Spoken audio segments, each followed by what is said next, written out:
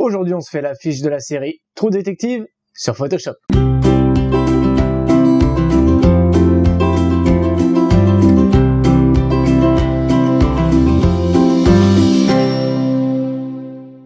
Bonjour à tous, c'est Alexandre de Vries, vous pouvez me retrouver sur le blog laretouchephoto.com, mais aujourd'hui je propose un tutoriel à objectif photographe sur la double exposition. Dans ce tutoriel, on va donc voir comment créer des calques de réglage, des masques d'écrêtage et des masques tout simples. On voit ça tout de suite dans Photoshop.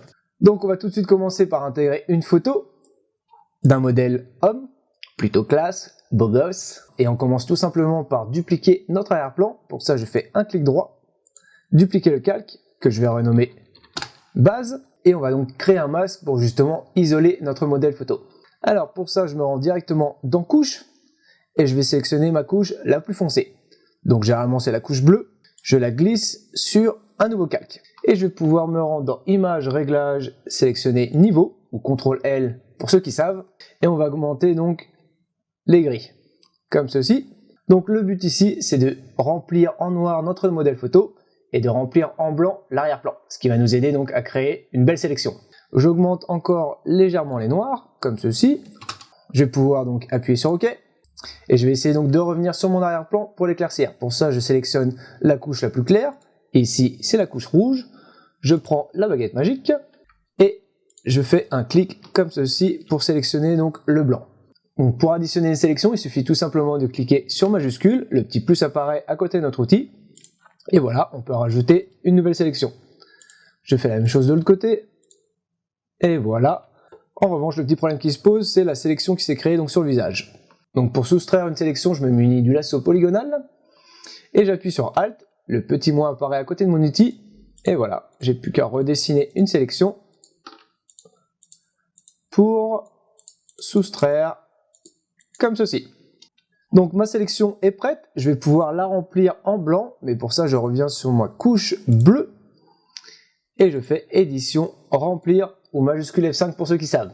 J'appuie sur OK, et voilà, j'ai plus qu'à faire sélection, intervertir, et la remplir en noir, édition, remplir, OK.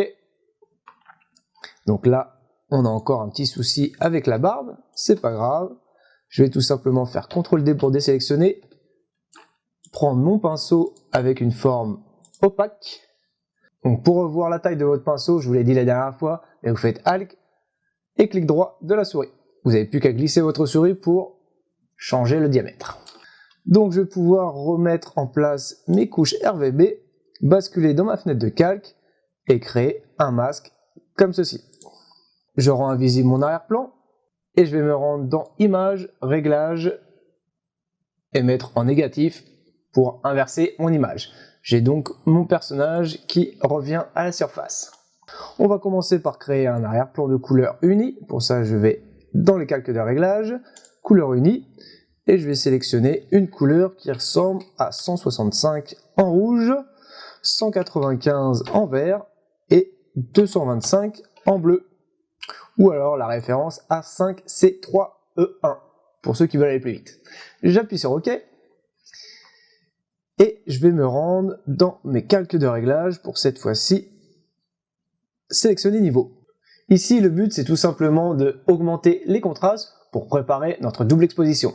Donc là, on va tout simplement augmenter les gris moyens sur une valeur à 0,30, comme ceci. On crée un masque d'écrêtage en faisant un clic droit sur notre calque et on fait créer un masque d'écrêtage. Ce qui donc nous permet d'impacter seulement le calque inférieur. Et voilà, on va pouvoir donc commencer à créer notre double exposition. Pour ça, j'importe une nouvelle photo. Je la glisse et je la dépose dans Photoshop. On va juste la placer donc sur la partie inférieure de notre modèle photo. La petite croix m'indique que je vais pouvoir redimensionner celle-ci. Et donc pour garder l'homothétie et éviter de déformer mon image, j'appuie sur majuscule, clic gauche de la souris, et voilà, je viens caler mon image sur la carrure de mon modèle photo. Quand je suis satisfait, je lâche et j'appuie sur Entrée. Je fais la même chose, clic droit et je crée un masque d'écrêtage. Plutôt pas mal. Donc là, le problème qui se pose, c'est la tranche qu'il y a juste ici dans le haut de mon image. Donc pour ça, on va créer un masque. Donc je prends le petit pinceau, raccourci B sur le clavier. Pour augmenter la taille, toujours pareil, Alt et clic droit de la souris. Sauf qu'on va prendre plutôt une forme douce pour avoir une belle transition. On peut peut-être revoir le flux sur une valeur à 30%. Et on va tout simplement peindre en noir, comme ceci, la moitié du visage. On augmente le diamètre pour avoir une belle transition. Et on met encore une couche, comme ceci. Hop, c'est peut-être un peu trop. Voilà, je pense qu'on est plutôt pas mal. On va pouvoir renommer notre image. Donc vous avez la référence juste ici de Fotolia si vous voulez retrouver donc l'image en ligne. Que l'on va renommer forêt. Donc voilà, en revanche, j'ai envie de récupérer des informations sur mon costard, donc je vais changer le mode de fusion en mode densité linéaire moins ajout. Comme ceci, et voilà, on vient de récupérer les blancs. Je vais pouvoir faire la même chose avec le haut de mon image. Donc j'intègre une nouvelle photo, je la glisse et je la dépose, pas de surprise. Là, j'appuie sur Entrée pour valider la taille, et pareil, je répète l'opération, clic droit, créer un masque d'écrêtage. J'ai plus qu'à prendre l'outil navigation, raccourci V sur le clavier, et décaler mon image comme ceci, jusqu'à temps que je sois satisfait. Donc on va essayer de caler les poutres au milieu de l'image, comme ceci, ça devrait être plutôt pas mal. Je vais laisser le mode de fusion comme il est en mode normal, en revanche, il faut réparer la coupe dans le bas de l'image, donc je crée un masque. Je prends mon petit pinceau, je prends une forme douce, comme ceci, un flux à 30%, et je peins le bas de mon image. Voilà. On crée tout doucement une transition assez propre pour justement laisser réapparaître la moustache et les lèvres. Donc je suis plutôt satisfait. On va pouvoir maintenant renommer notre calque. Donc là aussi vous avez la référence si vous voulez la retrouver sur Fotolia. Usine, très bien. Et maintenant on va essayer de revoir la saturation de notre image. Donc je me rends une nouvelle fois dans les calques de réglage, teinte de saturation, et je baisse la saturation sur une valeur à moins 80 pour éviter de perdre la totalité des couleurs. Je ferme mon calque de réglage. Donc voilà, comme vous avez pu le voir, c'était plutôt simple de créer une double exposition. On va essayer maintenant de finaliser notre image en créant quelques petites subtilités comme revoir les couleurs et peut-être une texture en plus, histoire d'aller un peu plus loin. Allez, c'est parti. On va tout de suite commencer par revoir les tons en apportant plus de couleurs. Donc, pour ça, je me rends dans mes calques de réglage et je sélectionne les courbes. On va laisser la couche RVB comme elle est et on va se rendre dans la couche verte comme ceci. Et on va créer tout simplement un point de contraste comme ceci sur une valeur à 65 en entrée et 55 en sortie.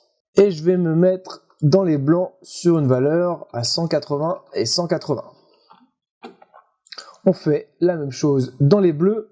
Donc je revois les contrastes comme ceci en apportant plus de bleu. On va se mettre sur une sortie à 5. Dans les noirs, on va se mettre sur une valeur à 60 et une sortie à 65. Et on va se mettre ici à 175 en entrée et 165 en sortie. Plutôt pas mal. Donc voilà, on a réussi à apporter une teinte donc dans nos noirs et nos blancs, ainsi que nos gris. On va essayer maintenant d'aller un petit peu plus loin et de revoir les blancs. Donc pour aller un petit peu plus loin, on va essayer maintenant de sélectionner un calque de réglage correction sélective et on va tout simplement éclaircir notre image dans les noirs à moins 100%. Donc notre image est plutôt propre, plutôt intéressante, mais il manque quand même une petite texture. On va essayer d'importer une nouvelle photo, on la glisse, on la dépose, voilà. On va changer son mode de fusion pour l'exclusion. Plutôt cool, hein, mais on va essayer quand même de baisser un peu son opacité. Donc on va se mettre dans les fonds sur une valeur à 35%. Plutôt stylé, hein. Allez, on renomme notre image. Texture. On va peut-être créer maintenant un léger blur. Donc je vais juste revenir sur ma correction sélective pour laisser la texture sur le haut de la pile. Créer une couleur unie blanc comme ceci. Et en revanche, je vais faire disparaître mon calque en faisant image, réglage, négatif. Donc là, j'ai fait disparaître la totalité de mon calque blanc. Je vais pouvoir le faire réapparaître légèrement sur le contour avec une forme douce et en revanche une valeur à 5%. Dans les flux, je me mets donc sur ma couleur blanche pour faire réapparaître mon effet. J'ai plus qu'à multiplier les couches comme ceci et créer donc un blur sur le contour. Voilà. Donc ça, c'est à vous de voir, hein, tester. On peut même revoir le diamètre comme ceci. Et je vais peut-être inverser pour faire disparaître un petit peu, car il est un petit peu trop fort.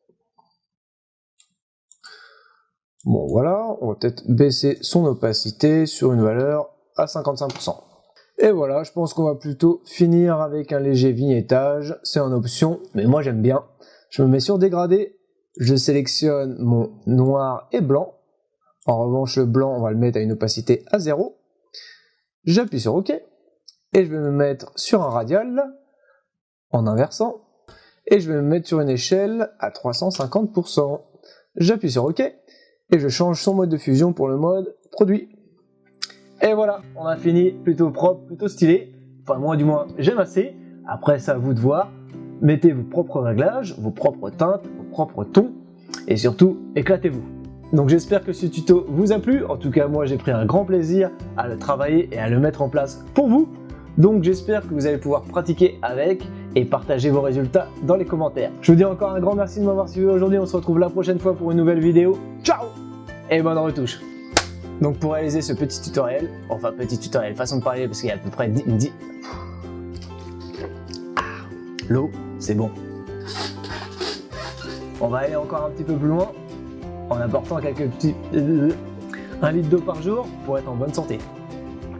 Mais bon, je vais... putain, j'ai du mal à parler. Et donc, pour...